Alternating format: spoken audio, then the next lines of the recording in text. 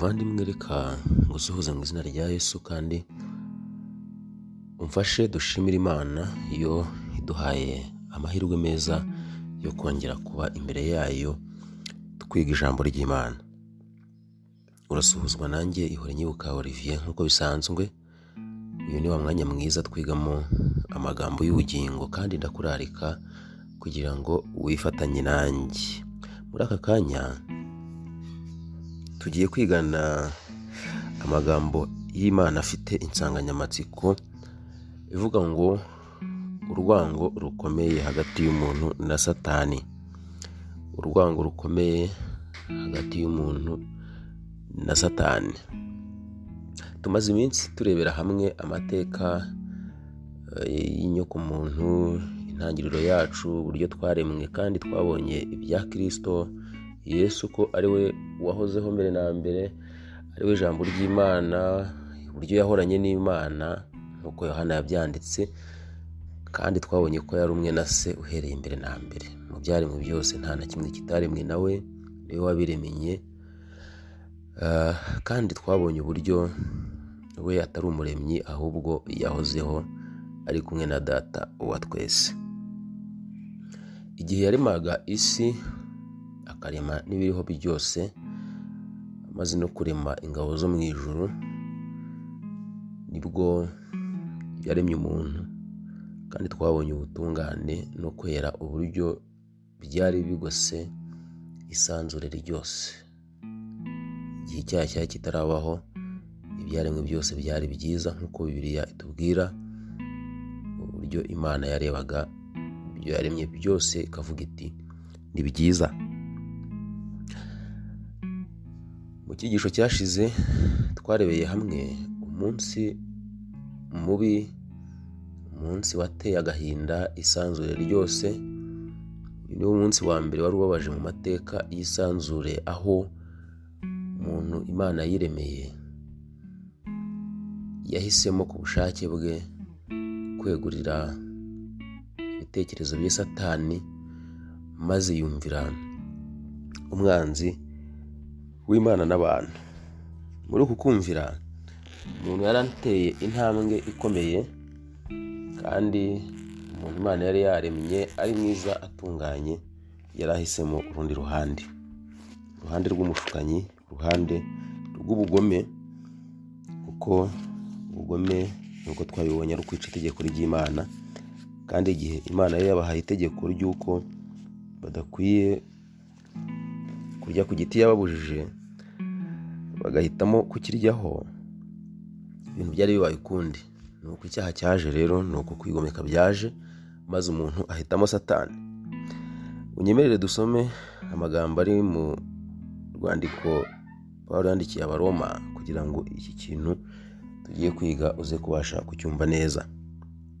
Mu gice cya 6 cy'urwandiko Pawulo yandikiye Abaroma ku murongo wa 16 yababaje ikibazo ati: "Ntimuzi yuko uwo mwihaye kuba imbata zo kumvira muri imbata z'uwo mwumvira uwo? Imbata z'ibyaha bizana urupfu, cyangwa izo kumvira Imana kuzana gukiranuka?" Igihe rero ababyeyi bacu ba mbere bahitagamo kumvira Satani mu cyimbo cyo kumvira Imana, bari bahisemo uruhande rubi, bari bahisemo umwanzi, bari bahisemo kumvira Satani. Kandi ubu twihaye kuba imbata zo kumvira, turi imbata z'uwo twumvira uwo. Ubwo rero hagati y'umuntu na Satani hari hajemo urukundo, bari babaye umwe, kandi umuntu yari yiyeguriye gufatanya na Satani. Uyu munsi tugiye kwigana urwango rukomeye hagati y'umuntu na Satani. Nyemerere tubanze dusenge mbere yo kwinjira muri iki cyigisho. Mana yacu, Data wera uri mu ijuru, turagushimiye, izina ryawe rihabwe icyubahiro. Tugushimiye ko uduhaye amahirwe nanone uyu munsi yo kwiga ijambo ryawe, kandi nta wundi twakwishingikirizaho utari wowe ngo atwigishe, aduhe amagambo y'ukuri, kuri guhoraho iteka, ukuri gushobora kubatura umuntu agakurwa mu binyoma bya Satani, agashyirwa mu mucyo w'agatangaza, kandi agakurwa mu ntege nke, agashyirwa mu kukumvira. turagusabye rero ngo ubane natwe muri aka kanya, uhere buri wese utegeye amatwi ijambo ryawe, kandi umuhe Umwuka Wera kugira ngo iri jambo rimukore ku mutima, rimukangure, rimuvane mu bitotsi by'iby'umwuka, akangukire gushaka gukiranuka kwawe, kandi ubwo twese tuzagirirwa umumaro n'ijambo ryawe, tuzanezererwe kubana nawe ubwo uzaba ugarutse. Tugirire neza rero ibyo ukunda kandi ushaka ubiduhere ubuntu, mu izina rya Yesu, amen. Tugiye gusoma isomo dusanga mu gitabo cy'Itangiriro, n'ubundi niho turi kwibanda cyane. Mu gitabo cy'Itangiriro ku gice cyaho cya 3 niho tugeze ku murongo wa 15. Aranditse ngo, nzashyira urwango hagati yawe n'uyu mugore, no hagati y'urubyaro rwawe n'urwe, ruzagukomeretsa umutwe, nawe uzarukomeretsa agatsinsino. Nzashyira urwango hagati yawe n'uyu mugore, no hagati y'urubyaro rwawe n'urwe, ruzagukomeretsa umutwe, nawe uzarukomeretsa agatsinsino. Muvandimwe unkurikiye muri aka kanya, iki gice kitwereka urubanza rwaciriwe inzoka, rwaciriwe Adamu na Eva.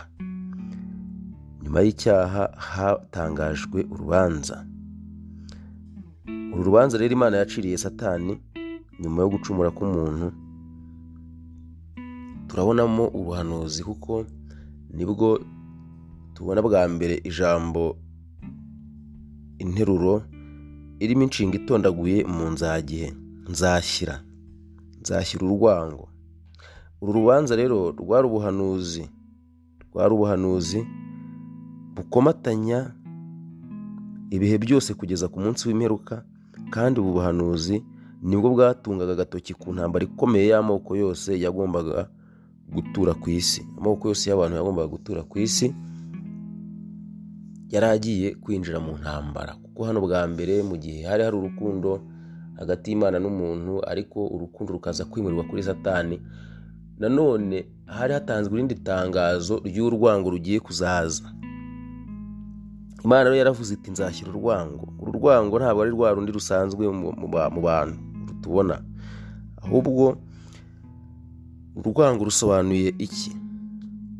Igihe umuntu yicaga amategeko y'Imana, kamere yahindutse iyo gukora icyaha, maze yunga ubumwe na Satani. Kuko twasomye mu Baroma yuko uwo twihaye kuba imbata zo kumvira, turi imbata zo twumvira uwo. Ubwo rero mu buryo busanzwe nta rwango rwari ruhari hagati y'umunyabyaha, hagati y'abantu, ndetse n'inkomoko y'icyaha ariyo Satani. Bombi babaye babi binyuze mu buhakanyi, kuko Satani wari umuhakanyi, wari wigometse ku Mana, yaramaze kwifatanya n'abantu, hanyuma bombi baba bamwe mu buhakanyi. Umuhakanyi rero nta na rimwe, buriya Satani nta nshuro n'imwe ajya aruhuka, keretse iyo amaze kubona abandi bafatanya nawe mu gukurikiza icyitegererezo cye. Kubw'iyo mpamvu rero abamarayika bacumuye hamwe n'abantu bagomenye bose bishyize hamwe, kandi ubwo bumwe bwari bukomeye ku buryo Imana itahagoboka.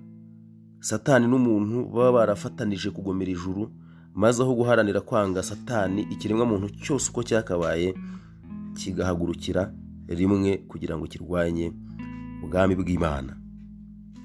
Satani yoheje umuntu gukora icyaha nk'uko yoheje abamarayika kugomera Imana mu ijuru, kugira ngo abone abafatanya nabo mu mugambi wo kurwanya ijuru.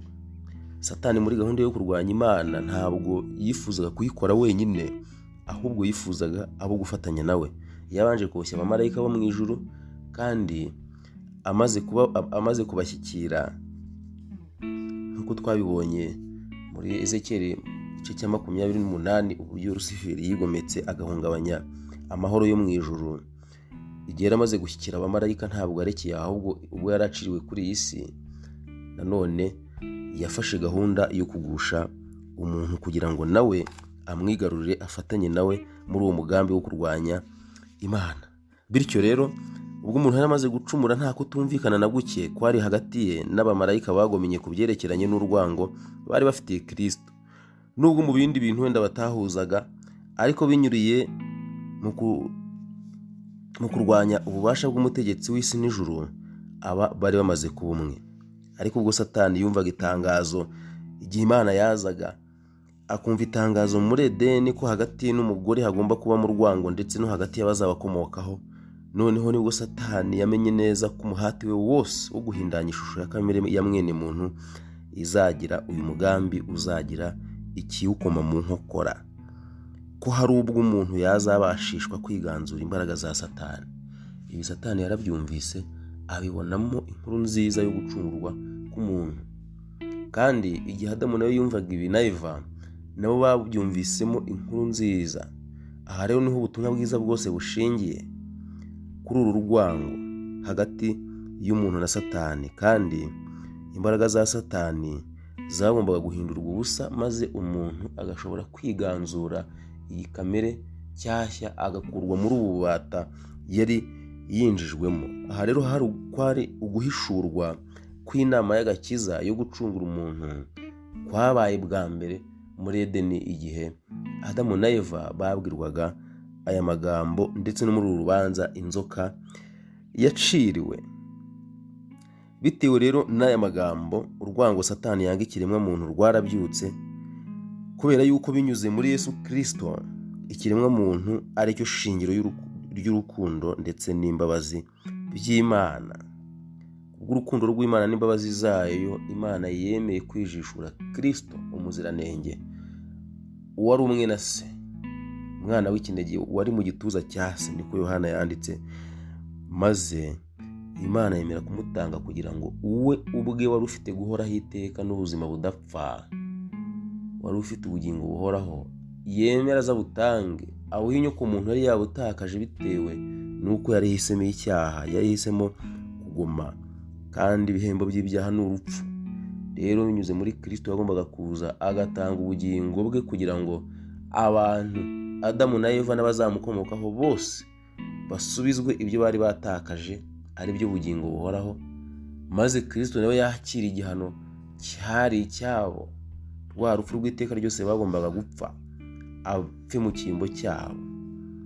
Mbega ibintu bitangaje, mbega inkuru nziza. Birakomeye ko umuntu ashobora gupfira undi, birakomeye ko umuntu yewe yapfira n'umukiranutsi, ariko Kristo yemeye kudupfira tukiri abanyabyaha. Uru ni urukundo rw'ikirenga. Rero binyuze muri Kristo ikiremwa muntu ni cyo shingiro ry'urukundo n'imbabazi by'Imana. Rero Satani yifuzaga kugwabiza umugambi w'Imana wo gucungura umuntu, maze agasebya Imana akoresheje guhindanya iby'Imana yaremye. Yashaka guteza umubabaro mu ijuru, maze isi yose nayo ikuzurwamo ibyago no kwiheba. Twarabibonye mu cyigisho cyatambutse ukuntu igihe Adamu na Eva bahabwaga, ijuru ryose ryaguye akayubi, isanzure ryose rikababara. Wari umunsi ubabaje, ariko ibintu byose Satani yifuzaga, maze isi yose ikuzuramo ibyago nk'uko uyu munsi tubibona, no kwiheba. Kandi ibyo bintu Satani agahindukira akerekana ko ibyo bibi byose byatewe n'uko Imana yaremye umuntu. Ngaho nimurebe uburyo Satani ari ikiremwa kibi kigometse, kandi ubu bwigomeke bwacyo agashaka ko buherera ku Mana. Ariko urukundo rw'Imana rwagaragariye mu gutanga Kristo Yesu, kandi abamwemeye bose bakizera izina rye yabahaye ubushobozi bwo kuba abana b'Imana. Kuko igihe bamuhisemo bakemera ko ashobora kubaha imbaraga zo kwigaranzura Satani, Kristo cyamuzanye igihe yatangazaga itangazo amaze kuza bwa mbere muri iyi si. Ubutumwa bwiza bwanditswe na Luka mu gice cyaho cya 4. Nyemerere dusome aya magambo. Ubutumwa bwiza bwanditswe na Luka igice cyaho cya 4, turasoma duhereye ku murongo wa 16. Haranditse ngo, ajya i Nazareti iyo yarerewe. Ku munsi w'isabato yinjira mu isinagogi nk'uko yamenyereye, arahagarara ngo asome. Kristo ku munsi w'isabato yaramenyereye kwinjira mu rusengero kugira ngo ajye kuramya Imana. Maze bamuha igitabo cy'umuhanuzi Yesaya, arakibumbura, abona igice cyanditswemo ngo, umwuka w'Uwiteka ari muri jye, nicyo cyatumye ansigira kugira ngo mbwirize abakene ubutumwa bwiza. Abakene bavugwa hano bari abakene bakeneye ubutumwa bwiza, bumva barambiwe icyaha, bumva bashaka kubaturwa, abasonze, abakene bumva bakeneye Imana.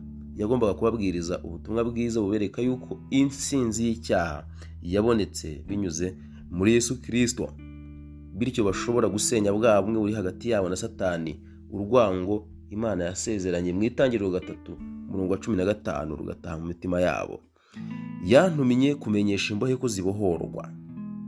Izi zari imbohe za Satani, abo Satani yaboheye mu bubata, abo yahindanyije imyaka yari imaze kuba myinshi, irenga imyaka ikaba hafi 4,000 yari imaze gushira. Satani yigometse azanye icyaha mu isi.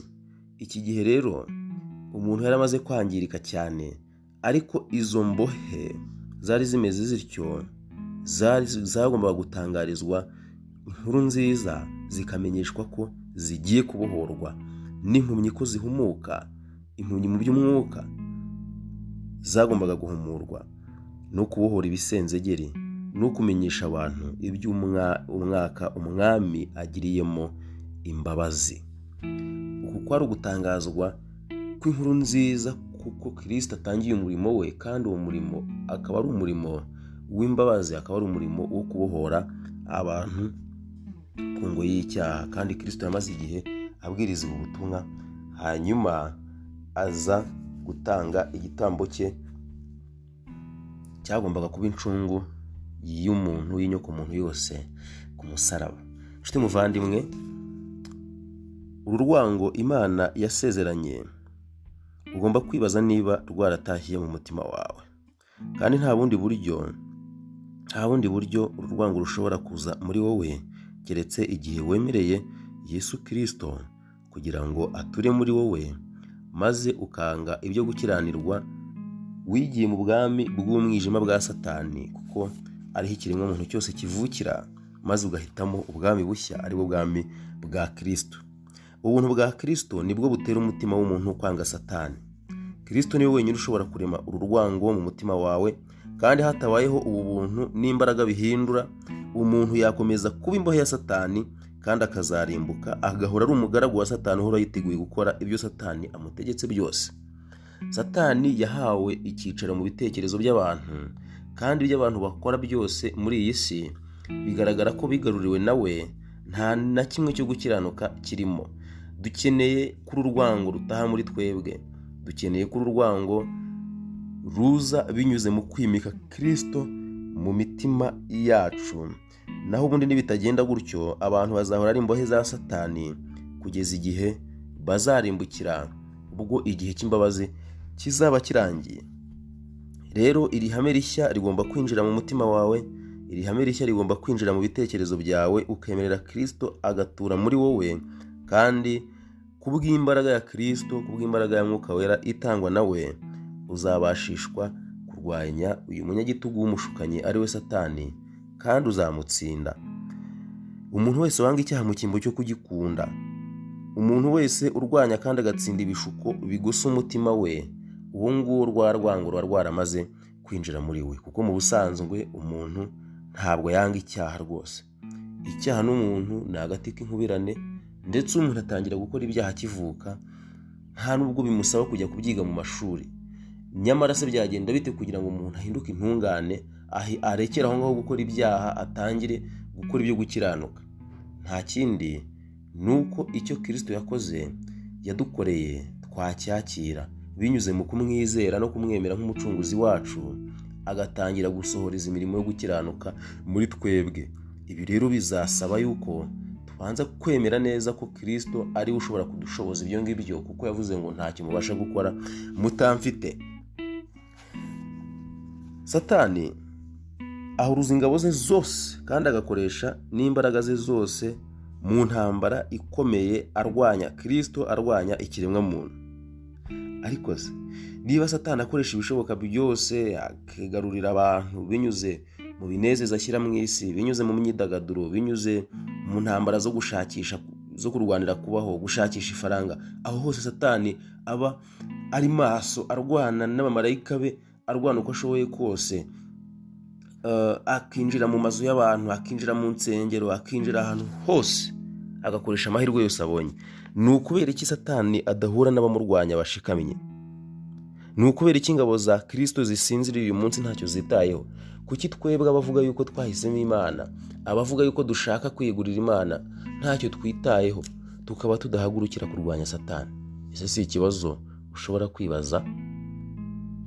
Dukeneye guhindura ibitekerezo, dukeneye kujya imbere y'Imana tukayisaba kugira ngo uru rwango Imana yasezeranye rutahe muri twebwe, kandi uru rwango nirumara kugaragara mu mibereho yacu, tukanga icyaha, tukabaho imibereho yo gukiranuka, ab'isi bazatugira nk'uko bagize Kristo. Kristo yaravuze ati, ab'isi nibabanga mumenye ko ari njye babanje kwanga. Mwibuke uko Kristo byamugendekeye. Igihe yazaga, abayuda baramwanze, bashaka kumwica. Muze gusoma iri somo twasomaga ryo muri Luka. Amaze kubumba igitabo aragenda ariyicarira, ariko igihe amaze kwicara, muze gusoma umurongo wa 28. Baranditse ngo mu isinagogi bose babyumvise batyo bagira umujinya mwinshi, barahaguruka bamwirukana mu mudugudu, bamugeza ku mpanga y'umusozi batuyeho, bashaka kumutembagazamo, ariko abacamo aragenda. Urwango rwahise rubyuka igihe Yesu yatangazaga ubutumwa bwiza, akereka abantu uburyo bagomba gukira ubukana bw'icyaha, bakava mu minyururu ya Satani, bakava mu bubata. Urwango rwahise rwigaragaza. Igihe natwe tuzamara kwimika Kristo mu mitima yacu, urwango ruzabyuka. Urwango ab'isi banze Umukiza, natwe bazarutwanga. Ariko tugomba kumenya yuko igihe twahisemo Imana, Imana izirengera ibyacu. Urwandiko rwa 2 Pawulo yandikiye Timoteyo, mu gice cyaho cya 3 ku murongo wa 12, yaranditse ati, icyakora n'ubundi abashaka kujya bubaha Imana bose bari muri Kristo Yesu bazarenganywa, kandi abantu babi n'abita uko batari bazarushaho kuba babi, bayobya kandi bayobywa. Ariko wowe muntu w'Imana, ugume mu byo wize, ukabyizezwa nuko uzi uwabikwigishije. Inshuti bavandimwe, ndifuza gusoreza ahangaha nkurarika kugira ngo wemere kwimika Kristo mu mutima wawe. Kristo niwe ugomba kuzana urwango mu mutima, kandi niwe ushobora kugutandukanya n'icyaha bigashoboka. Imibereho yawe igahindurwa mishya, ukajya mu bwami bushya, ukava mu bubata bwa Satani, ukinjira mu bundi bubata bushya kandi butera umudendezo bwo gukurikiza amategeko y'Imana no kugendera mu bushake bw'Imana, ari byo bizana gukiranuka. Kandi abafite imitima iboneye, abakiranutsi, abo ngabo bazabana n'Imana iteka ryose. Imana rero dushoboze, kandi njye nawe Imana itangarize uru rwango mu mitima yacu, kugira ngo urwango rukomeye rwo kwanga icyaha rugaragare muri twebwe, n'urukundo rukomeye rwo gukunda Imana no gukunda abo Imana yapfiriye rukorere muri twebwe. Nibyo ngusabira, nanjye nisabira mu izina rya Yesu. Amen. Murakoze nshuti bavandimwe, mumaze kumva iyi miburo ibagezwaho n'urubuga rw'abahamya ba Kristo. Duharanire twese kuba mu ruhande rwa Yesu Kristo, tuva mu byaha kandi tumwitegura, kuko ari hafi kugaruka. Duhitemo Yesu bikiri none, kuko ejo atari ahacu. Ushaka kutwandikira, wajya ku rubuga website abahamyabakristo.org, email info@abahamyabakristo.org, kuri telefone guteranya 1 7 7 8 5 6 6 7 9 7. Abahamya ba Kristo twishimira ababaza ibibazo cyangwa abaduha ibitekerezo. Mudufashe musangize inshuti n'abavandimwe iby'iyi miburo. Uwiteka abahe imigisha myinshi.